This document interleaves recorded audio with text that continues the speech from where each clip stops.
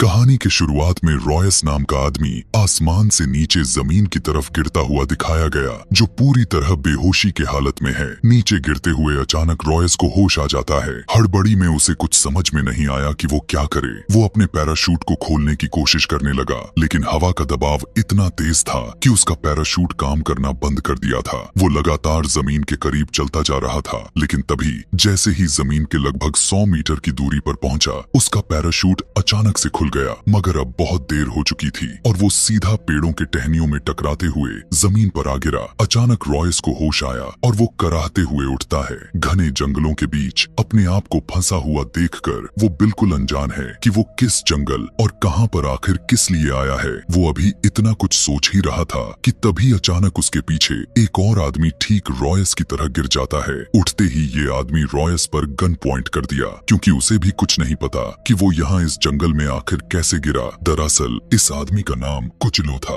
यह देखकर रॉयस कुचलो से कहता है, गोली मत चलाना। वो अभी रॉयस को गन से शूट करके मार देता। रॉयस पीछे से अपने पिस्टल को पकड़ लेता है, लेकिन तभी अचानक एक बार फिर से कोई बहुत ही जोर से उन दोनों के बीच आ गिरा। यह देखकर रॉयस कहने लगा, लगता है कि इसका भी पैराशूट नहीं खुला। जबकि यह सच भी था कि इस तीसरे वाले आदमी का पैराशूट सच में नहीं खुला, जिसकी वजह से उसका हड्डी पसली चूर चूर हो जाती है। अभी ये दोनों उसे देखने में लगे ही हुए थे। उसी बीच अचानक से कोई अंधाधुन मशीन गन से इन पर फायर करने लग गया। दोनों भागते हुए खुद को छुपाने लग गए कि तभी उसकी गन जैसे ही रिलोड पर आई, पीछे से जाकर रॉयस उसे गन पॉइंट पर ले लेता है और कहने लगा, हम पर गोलियां चलाना बंद करो। यहाँ निकोलाई को यकीन हो जाता है कि रॉयस उसका दुश्मन नहीं है। दरअसल निकोलाई एक आर्मी सोल्जर है, जो उसे भी नहीं पता कि वो यहाँ कैसे आ गया। उसने बताया कि अचानक तेज रोशनी हुई और उसके बाद जैसे ही अचानक आंख खुली तो वो आसमान से गिर रहे थे। मतलब इन सभी के साथ ठीक उसी तरह से हो चुका है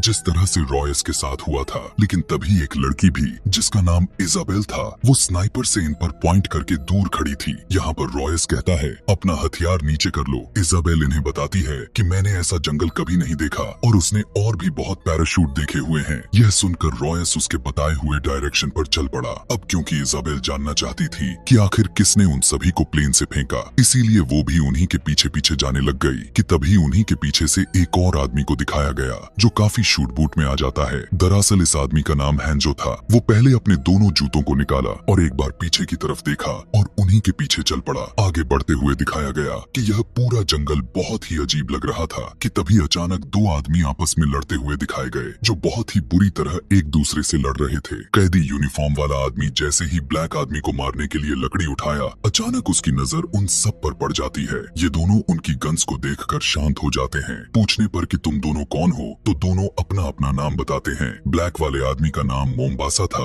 और कैदी यूनिफॉर्म वाले आदमी का नाम स्टैन था। ये दोनों भी इन्हीं की तरह आसमान से गिरे और खजूर पर लटके थे। जबकि एक और भी आदमी सच में पेड़ से लटका हुआ मिला, क्योंकि उसकी पैराशूट पेड़ में बुरी तरह से फंस चुका था। यह देखकर रॉयस गन से शूट करके उसके पैराशूट वाले टहनी को तोड़ देता है, जिससे वो पानी में आ गिरा। इस आदमी का नाम डॉक्टर एडविन था। अब जबकि उसका भी वही हाल हुआ था, इसीलिए सभी अपनी मंजिल की तलाश में निकल पड़ते हैं। जबकि इन्हें कुछ नहीं पता कि यहाँ इनके साथ हो क्या रहा है कि तभी मोम्बासा की नजर उस आदमी पर पड़ जाती है, जो काफी शूट बूट के साथ अपने जूते को निकाला था। वो बहुत ही खामोशी से ऊपर किसी चीज को देख रहा था। यह देखकर सभी उसके पास जाने लग गए। उनके सामने कोई स्पेसशिप का विंग जैसा बड़ी सी चीज इसी जंगल में आ गिरा था, जो कि यह बात उन्हें सोचने पर मजबूर कर देती है कि आखिर उनके साथ ऐसा क्यों हो रहा है। यहीं पर पता चला कि जूता निकालने वाला आदमी हैंजो कोई अलग से नहीं, बल्कि उसके साथ भी इन्हीं सर्वाइवर्स के जैसा हुआ है। उसी विंग के पास नीचे काफी सारे स्कल और हड्डियों का ढेर भी पड़ा हुआ था।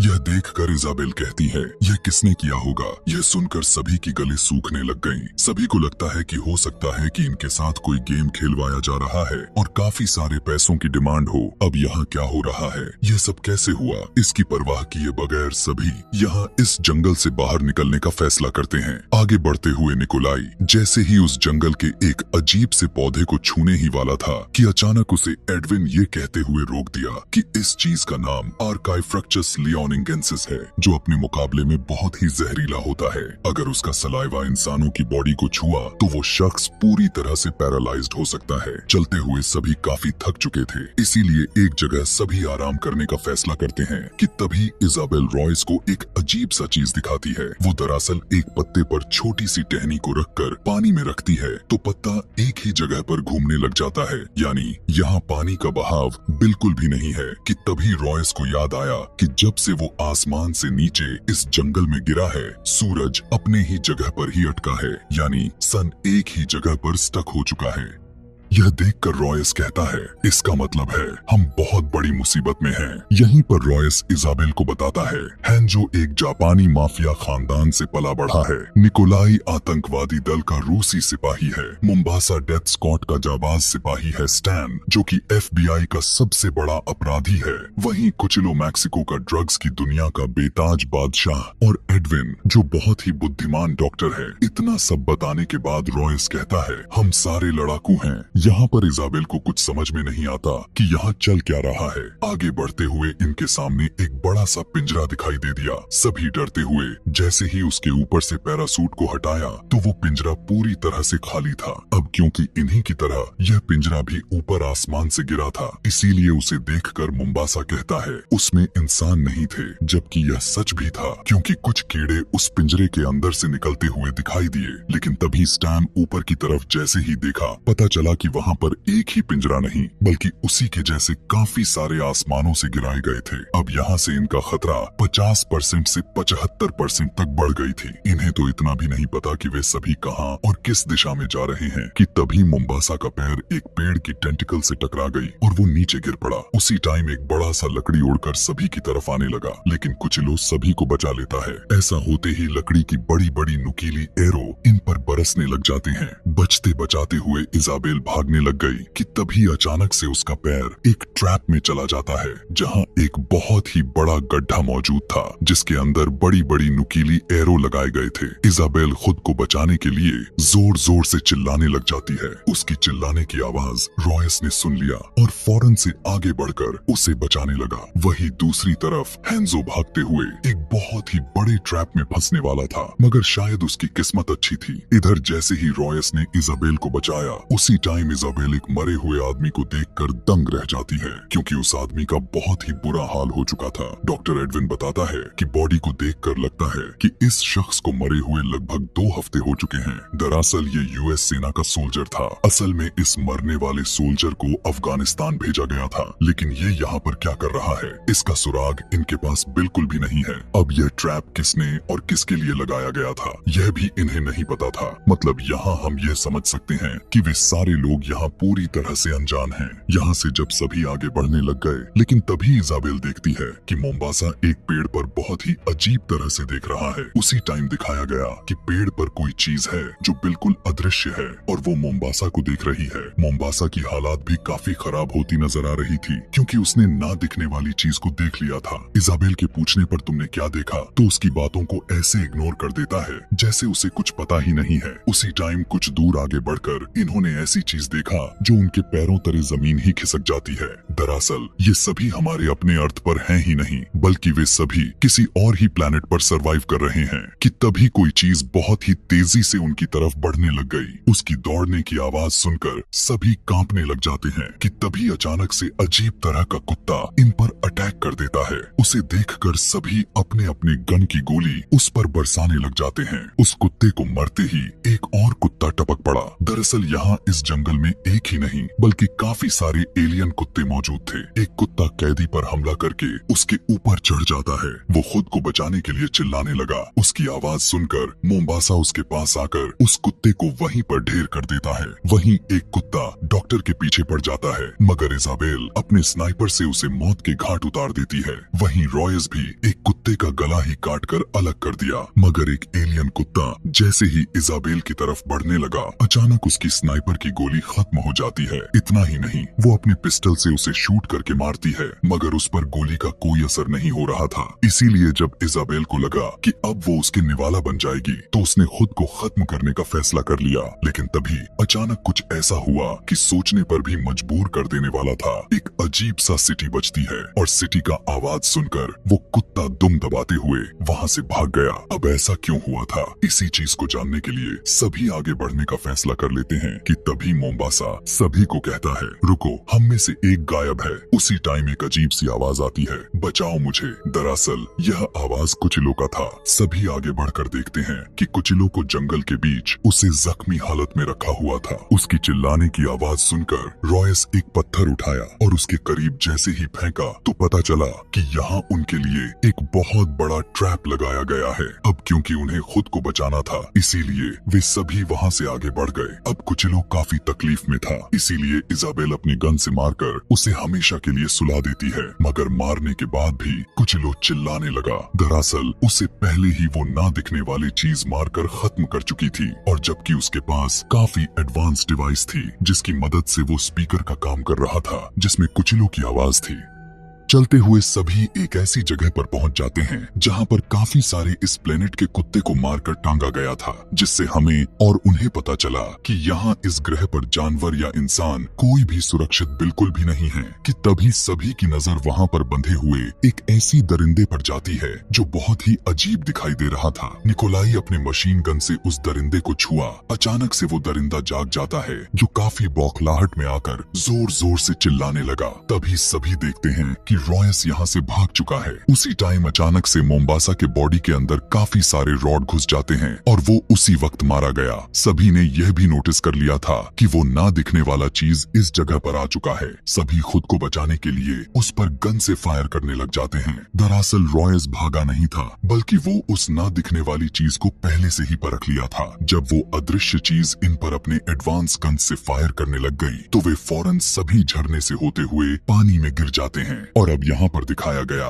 कि सारे अदृश्य चीज सामने आने लगे, जहाँ पता चला कि वे एक ही नहीं बल्कि काफी सारे हैं। उनके साथ वे एलियन कुत्ते भी मौजूद हैं। अगले सीन में बचे हुए सभी सर्वाइवर्स बैठकर आराम कर ही रहे थे कि उसी दौरान इजाबेल कुछ अजीब सा चीज नोटिस कर लेती है। कोई चीज था जो दौड़ते हुए इनके आसपास भाग रहा था, इसीलिए उसे मारने के लिए वे डॉक्टर का चारा बनाते हैं। भागते हुए डॉक्टर जोर जोर से चिल्लाने लगा और वो अजीब सा चीज डॉक्टर के ठीक पीछे थी। जैसे ही वो डॉक्टर को मार देता, उसी टाइम इजाबेल अपने गन से शूट कर देती है। पास जाकर देखने पर पता चला कि ये इसी धरती पर रहने वाला एलियन है। रॉयस ने कहा, तुमने अच्छी निशाना लगाया, मगर इजाबेल कहती है, मैं तो चूक गई थी। उसी टाइम अजीब सी आवाज की फुसफुसाहट उन्हें डराने लग जाती है कि तभी अचानक से वही अदृश्य लोग यानी दरिंदे रॉयस के पीछे आ जाते हैं। लेकिन जैसे ही उसने अपने मास्क को हटाया तो पता चला कि ये भी तो एक इंसान ही है जिसका नाम रोनाल्ड नालेंट था।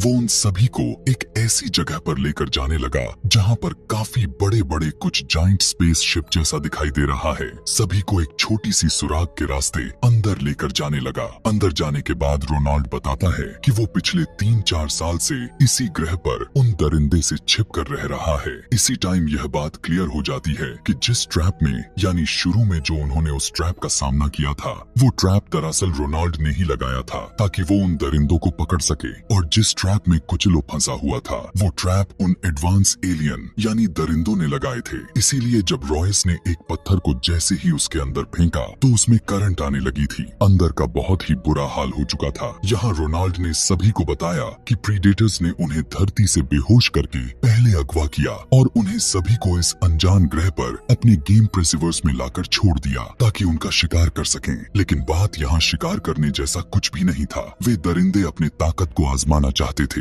इसीलिए तो उन्होंने आम आदमी को नहीं बल्कि आर्मी और कुछ ताकतवर कैदी के साथ बुद्धिमान डॉक्टर को भी पकड़ा था, जिससे हमें यह बात अंदाजा भी हो गया कि आखिर कुत्तों के हमलों में जब इजाबेल खुद को मारने का सोचा तो सिटी बजी और सारे कुत्ते भाग गए। दरअसल सिटी उन दरिंदों ने ही बजाई थी। आज से कुछ साल पहले भी ऐसा हो चुका था, जिसमें उस ट्रैप के पास मरा मिला हुआ सिपाही जिसका बहुत बुरा हाल हो चुका था, और रोनाल्ड के साथ ऐसे कई लड़ाका सिपाही इंसान थे जो ऐसे ही मारे गए। लेकिन रोनाल्ड एक आर्मी सोल्जर था, इसीलिए वो बचकर उनसे अपनी जान छुपते छुपाते हुए इस प्लेनेट पर सरवाइव कर रहा है। अब क्योंकि रोनाल्ड काफी थका हुआ था, इसीलिए वो सोने के लिए चला जाता है। इजाबेल और रॉयस दोनों जब आपस में बात कर ही रहे थे, उसी दौरान रॉयस नोटिस करता है वहाँ पर काफी अजीबो गरीब तरह के धुएं आने लगे हैं। यह देखकर रॉयस सभी लोग को जगा दिया और रोनाल्ड अपने बिस्तर से गायब हो चुका था। रॉयस पूरी तरह से समझ जाता है कि रोनाल्ड की यहाँ कोई चाल थी और अब वे सारे उसके चंगुल में फंस चुके हैं, जबकि यह सच भी था।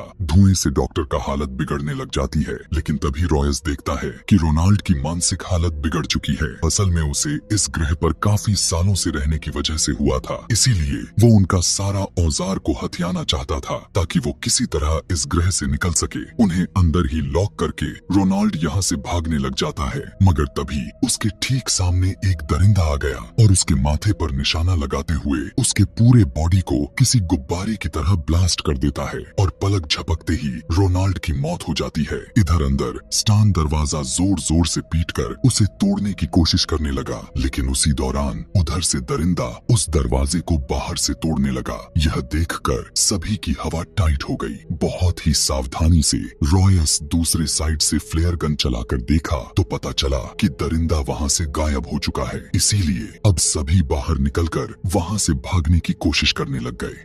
आगे चलते हुए डॉक्टर अपना रास्ता ही भटक जाता है और वो जोर जोर से चिल्ला चिल्लाकर आवाज लगाने लगा, और उसकी यही तो सबसे बड़ी गलती थी। पहले अपने पास रखे हुए फ्लेयर को जलाया जहां उसे कोई भी दिखाई नहीं देता, मगर दूसरा फ्लेयर को जैसे ही जलाकर फेंका, ठीक उसके सामने वो दरिंदा अदृश्य हुआ खड़ा था और अब वो उसी डॉक्टर की तरफ बढ़ने लगा। उसकी चलने की आवाज सुनकर सभी उसी की तरफ बढ़ने लगे, लेकिन अब बहुत देर हो चुकी थी। उसी टाइम अचानक से वहाँ पर निकोलाई आ गया और अपने गन से उस दरिंदे को शूट करते हुए डॉक्टर को बचाकर वहाँ से भागने लगा, लेकिन वो दरिंदा अपने एडवांस गन से निकोलाई पर शूट करके उसे बहुत ही बुरी तरह से इंजर्ड कर देता है और आगे बढ़कर अपने हाथ में लगे हुए हथियार को उसके सीने में घुसाते हुए निकोलाई को ऊपर उठा लेता है। यह देखकर डॉक्टर किसी तरह अपनी जान बचाते हुए वहाँ से भाग निकला, मगर उस दरिंदे की तो यही सबसे बड़ी गलती थी। निकोलाई अपने पास रखे हुए 2 बॉम्ब को एक्टिवेट कर दिया, जिससे एक बहुत ही जोर से ब्लास्ट हो जाता है और निकोलाई के साथ खुद दरिंदा मारा गया।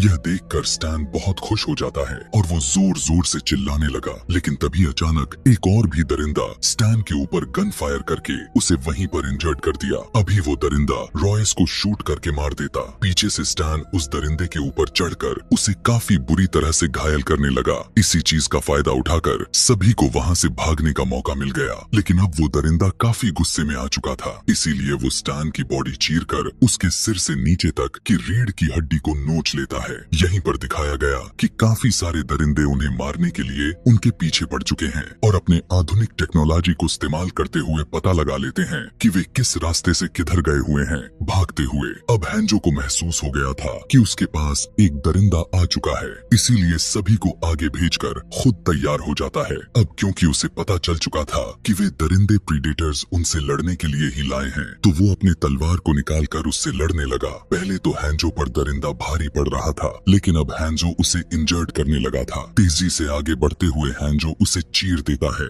जिससे दरिंदा हैंजो के हाथों मारा जाता है। लेकिन तभी पता चला कि हैंजो का भी गला उसकी नुकीली तलवार से कट चुकी थी, जिससे दोनों की मौत हो जाती है। भागते हुए इधर डॉक्टर उस दरिंदे के लगाए हुए ट्रैप में फंस जाता है। यहाँ पर रॉयस बताता है कि इसे अब यहीं पर छोड़कर जाना होगा, क्योंकि यह उनकी एक चाल है, क्योंकि यह ट्रैप उन्हें मारने के लिए नहीं लगाया गया था, बल्कि उन्हें अपाहिज बनाना था ताकि वे भाग ना सकें। लेकिन जब उसे अकेला छोड़कर इजाबेल नहीं जाती तो वो खुद वहाँ से भाग गया। उसे ट्रैप से छुड़ाकर जैसे ही वहाँ से निकलने की कोशिश करने लगे, उसी दौरान दोनों दरिंदे की जाल में फंस जाते हैं। इधर दिखाया गया रॉयस वहाँ से भागकर उसी जगह पर पहुँच जाता है जहाँ पर दरिंदे अपने ही एक साथी यानी अपने एक दुश्मन को बांध कर रखा हुआ था। पता नहीं क्या सोचकर रॉयस उसे कैद से छुड़ा देता है और जैसे ही वो दरिंदा आजाद हुआ, तेजी से आगे बढ़कर रॉयस का गला पकड़ लेता है। असल में रॉयस उसे छुड़ाने के बदले में उसे उसके स्पेसशिप तक लेकर जाने का कहता है और वो अपने सूट तैयार करने के बाद वो उसे होलोग्राम के थ्रू से अपने धरती का लोकेशन बताता है और इसी के साथ में वो उसे अपने स्पेसशिप भी दिखाता है जो पहले ही उस जहाज को अदृश्य किया गया था। लेकिन अब क्लासिक प्रीडेटर के पास सुपर प्रीडेटर्स आ जाते हैं, मगर उससे पहले ही क्लासिक प्रीडेटर उस स्पेसशिप को स्टार्ट कर देता है और दोनों काफी बुरी तरह से लड़ने लग जाते हैं। अब यहाँ पर यह बात क्लियर कर देता हूँ कि क्लासिक प्रीडेटर और सुपर प्रीडेटर्स दोनों के अलग अलग गुट हैं। सुपर प्रीडेटर्स वे नई और आक्रामक प्रजाति थी और क्लासिक पुरानी प्रजाति, इन दोनों के बीच संघर्ष चल रहा था। इसीलिए जब रॉयस उसे आजाद किया तो वो उसका साथ देने लगा। यहाँ पर अब सुपर प्रीडेटर उस पर भारी पड़ने लगा था। वो अपने एडवांस गन से उसे शूट कर करके क्लासिक प्रीडेटर को मारने लगा, जिससे वो इंजर्ड होकर नीचे गिर जाता है। आगे बढ़कर जैसे ही उसे देखने गया तो पता चला कि क्लासिक प्रीडेटर वहाँ से गायब हो चुका है और वो तेजी से आकर दोबारा से सुपर प्रीडेटर पर हमला कर दिया। मगर यहाँ पर भी सुपर प्रीडेटर उस पर भारी पड़ गया। उस घायल करते हुए उसे उसके गले से पकड़ लिया और अपने हेलमेट को जैसे ही उतारा उसका भयानक चेहरा दिखाया गया, जो बहुत ही ज्यादा डरावना लग रहा था। इधर भागते हुए रॉयस देखता है कि स्पेसशिप एक्टिवेट होकर उड़ने के लिए पूरी तरह से रेडी हो चुकी है। अब इससे पहले देर हो जाए, रॉयस फौरन से आगे बढ़कर उसमें बैठकर स्पेस में जाने लगा। इधर सुपर प्रीडेटर अपने हाथ में लगी हुई नुकीली हथियार को निकालकर क्लासिक प्रीडेटर का गला ही काटकर उसके धड़ से अलग कर देता है। इधर अब इजाबेल और डॉक्टर दोनों बहुत ही बुरी तरह से सुपर प्रीडेटर के बनाए हुए ट्रैप में फंस चुके थे।